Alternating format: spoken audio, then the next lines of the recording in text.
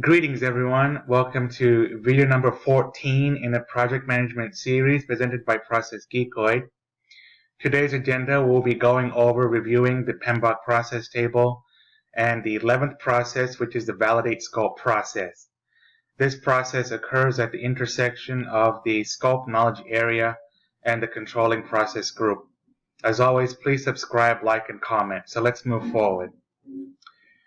Now that the scope has been planned with a scope baseline in place, next step is to validate the scope.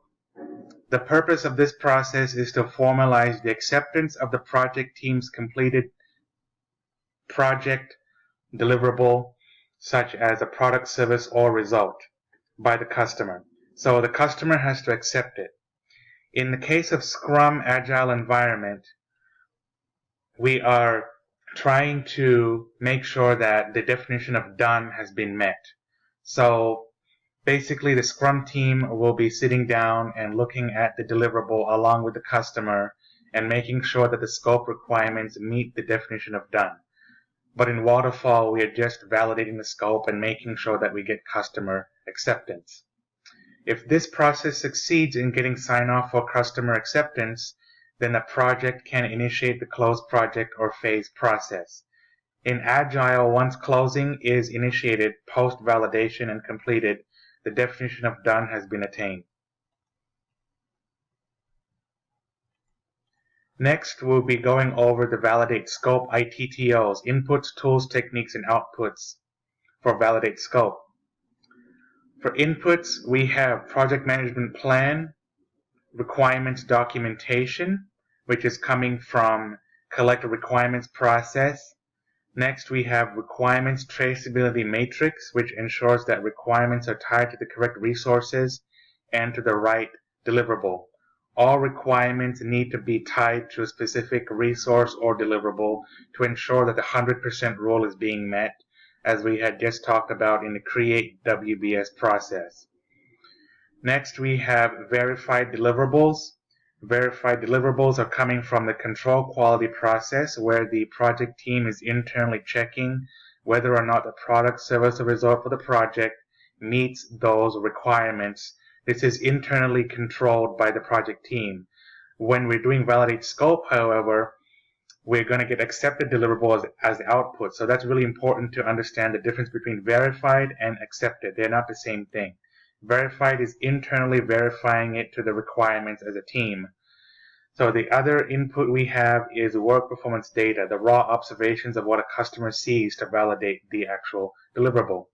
So for example, if we had a deliverable of a smartphone, we would see that if the power button is not working, that would be a raw observation for that phone. What does that mean? Will become the information analyzed in context as the output. So that's the importance of knowing the difference between WPD and WPI. And next, for tools and techniques, we have inspection. This is nothing but a walkthrough by internal team members as well as the customer to make sure that the deliverable itself is working the way it's supposed to be, the way that the customer is desiring. And also group decision-making techniques. We have dictatorship, where one person makes the choice. Unanimity, where all parties agree. Majority, greater than 50% agree. And plurality, where less than 50% can make the choice, but that's not going to be fair because it's not going to be fair for the whole team. We're not getting all inputs. So it's better to have unanimous decision making. So the output is then going to become accepted deliverables. That is the whole point of validating scope. The customer has to accept the deliverable, otherwise they will reject it. And if they reject it, it would become a change request, as we say, as the output. And they will raise a change request to make sure that the requirements are being met. This means the request will then have to go to perform integrated change control process to be approved or rejected once again. In the case of approval, the change request is going to be implemented during the direct and managed project work process in execution. The deliverable will then go to control quality once again to be verified by the project team. Once verified internally as a project team, it will come back to validate scope, this time for the customer again to accept. Hopefully they accept.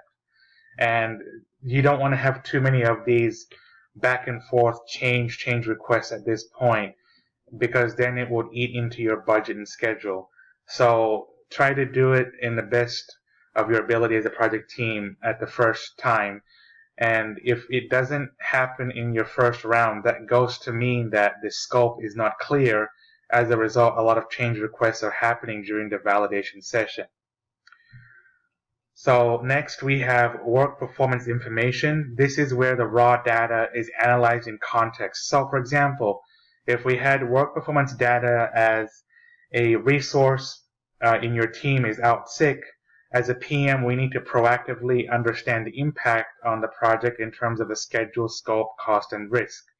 So now that we've accepted that a resource for managing our budget in the accounting team is out sick, that means we would have to delay certain activities in the critical path, or it could be in the near critical path. We don't know that. But just as an example, we need to understand what it means in terms of the budget.